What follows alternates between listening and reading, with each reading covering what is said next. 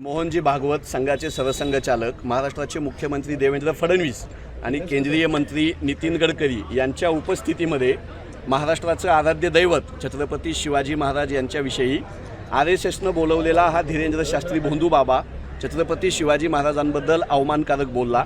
भारतीय जनता पक्ष, राष्ट्रीय स्वयंसेवक संघ आणि महाराष्ट्र सरकारचा प्रतिनिधी म्हणून देवेंद्र फडणवीस, नितीन गडकरी यांनी चकार शब्द काढला नाही।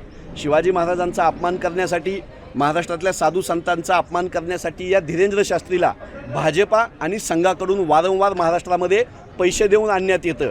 1-1 कोटी रुपये त्याला फीस दिली जाते आणि महाराष्ट्राचा अपमान, शिवछत्रपतींचा अपमान करण्याची सुपारी देवेंद्र फडणवीसांनी संघाने या धीरेंद्र शास्त्रीला दिलेली आहे। नागपूरमध्ये छत्रपती शिवाजी महाराजांचा अपमान होत असताना नितीन गडकरी, देवेंद्र फडणवीस, मोहन भागवत मूग गिळून गप्प बसले होते।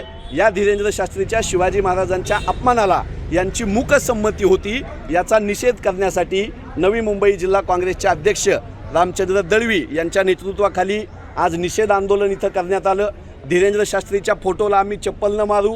उद्या जर धीरेंद्र शास्त्री महाराष्ट्रामध्ये आला तर त्याचा असाच यथोचित चप्पलनं सत्कार काँग्रेस पक्ष करेल। महाराष्ट्र प्रदेश काँग्रेसचे अध्यक्ष हर्षवर्धनजी सपकाळ आणि आमच्या सगळ्या सिनियर नेत्यांनी भूमिका घेतलेली आहे की शिवाजी महाराजांच्या सन्मानासाठी काँग्रेस मैदानात आहे।